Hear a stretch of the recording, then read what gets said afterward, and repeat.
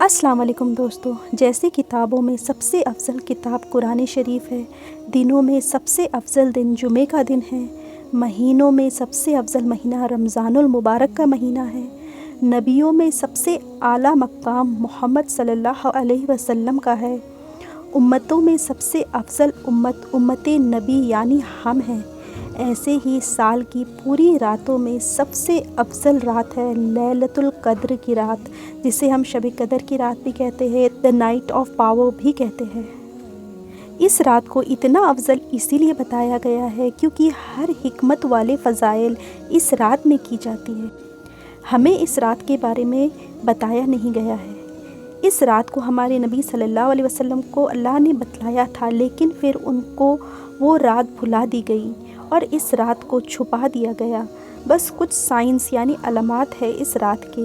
سب سے اول سائن یہ ہے کہ یہ رات رمضان کے مہینے میں ہوگی۔ دوسری سائن یہ ہے کہ یہ رمضان کے آخری عشرے میں ہوگی۔ تیسری بات یہ ہے کہ طاق راتوں میں ہوگی یعنی آڈ نائٹس۔ تو ہمیں لیلۃ القدر کی رات کو 21، 23، 25، 27، 29 کی راتوں میں تلاش کرنا ہے۔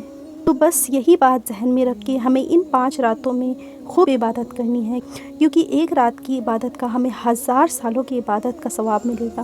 اس رات کی عبادت کو ہمیں بالکل بھی مس نہیں کرنا ہے۔ تو اس رات خود بھی خوب عبادت کرے اور گھر والوں کو بھی انکریج کرے عبادت کرنے کے لیے۔ کوئی اسپیسیفک عبادت نہیں ہے، آپ کو جو صحیح لگتا ہے وہی کرے۔ مثلاً قرآن شریف کی خوب تلاوت کرنا، تسبیحات کرنا، نفل نمازیں پڑھنا، تہجد کی نماز پڑھنا اور دعائیں کرنا۔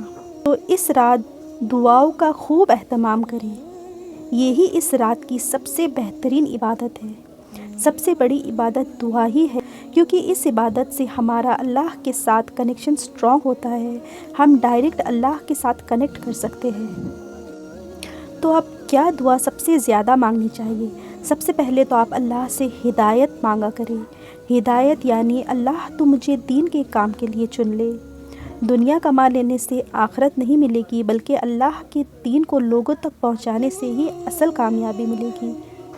تو آپ اللہ سے زیادہ ہدایت اور دین کی خدمت کے لیے دعا مانگا کریں، اور یہ دعا مانگے کہ اللہ اخلاص کے ساتھ دین کے کام کرنے کی توفیق عطا فرما۔ اخلاص یعنی نیت صرف اللہ کی رضا ہونی چاہیے، کوئی دنیاوی یا بدنیتی نہ ہو۔ اور یہ دعا بھی مانگے کہ اے اللہ تو مجھے عافیت کے ساتھ اپنے کام کے لیے چن لے۔ دوسری دعا یہ ہے کہ اپنے گناہوں سے معافی مانگے، یاد کر کے اپنے گناہوں کو خوب اللہ سے معافی مانگے، توبہ کرے اور آئندہ گناہوں سے بچنے کی دعا کرے، اور ہدایت کے لیے دعا کرے، صرف اپنے لیے نہیں بلکہ اپنے گھر والوں کے لیے بھی، اپنے والدین کے لیے، اپنے رشتہ داروں کے لیے، ہر کسی کو اپنی دعاؤں میں شریک کرے۔ تیسری دعا عافیت والی زندگی مانگے، یعنی peaceful life without any hurdles, اور ہر پریشانی اور بلا سے دور رہنے کی دعا مانگے۔ گھر میں ایک دوسرے کے ساتھ محبت سے رہ سکے، اس چیز کی تو خوب کثرت سے دعا مانگے، اور اللہ سے یہ بھی مانگے کہ اللہ ہمارے اندر صبر اور برداشت پیدا کر دیجیے تاکہ ہم ایک دوسرے کے ساتھ محبت سے رہ سکیں، اس چیز کی تو خوب کثرت سے دعا مانگے۔ پھر آپ یہ بھی دعا کرنا کہ اے اللہ تو میری مغفرت فرما دے اور جنت الفردوس کو ہمارے لیے آخری ٹھکانہ بنا دے۔ خوب جنت میں جانے کے لیے دعا مانگے۔ دوستو، جنت الفردوس کو مانگنے سے کبھی شرمانا مت، چاہے ہم کتنے ہی بڑے گنہگار کیوں نہ ہوں، کیونکہ ہمیں یہ معلوم ہی نہیں کہ اللہ کی ذات تو کتنی رحم کرنے والی ذات ہے۔ تو آپ کو جو بھی مانگنا ہے اللہ سے وہ مانگے، بالکل بھی شرمانا مت۔ یہ آپ کے اور اللہ کے بیچ کی بات ہے۔ پھر آپ ان لوگوں کے لیے دعا مانگے جو دنیا سے جا چکے ہیں، ان کی مغفرت کے لیے دعا مانگے۔ اگر آپ کے والدین فوت ہو چکے ہیں تو آپ ماں باپ کے لیے الگ الگ نام لے کر آپ ان کی مغفرت کے لیے دعا مانگے۔ بھائی بہن، چاچا چاچی، دادا دادی، جو کوئی بھی دنیا سے جا چکے ہیں تو ان کا نام لے کر اس رات میں خوب کثرت سے ان کی مغفرت کے لیے دعا، تو ایسے کر کے آپ دعا مانگے۔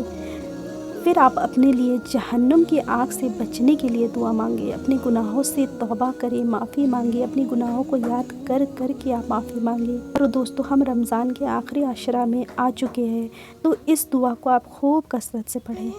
اللہم انک عفو تحب العفو فاعف عنی۔ اس دعا کا ترجمہ ہے، اے اللہ تو معاف کرنے والا ہے اور معاف کرنے کو پسند فرماتا ہے، تو مجھے معاف فرمائے۔ تو عبادت کے ساتھ ساتھ آپ دعاؤں کا بھی خوب کثرت سے اہتمام کریں۔ انشاءاللہ اللہ آپ کی اور میری دعاؤں کو قبول فرمائے اور ہماری جو بھی ٹوٹی پھوٹی عبادتیں ہیں اللہ اسے قبول فرمائے۔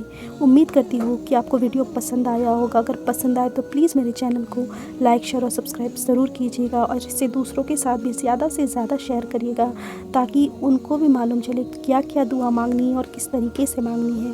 تو دوستوں ملتے اگلی ویڈیو میں، تب تک کے لیے السلام علیکم۔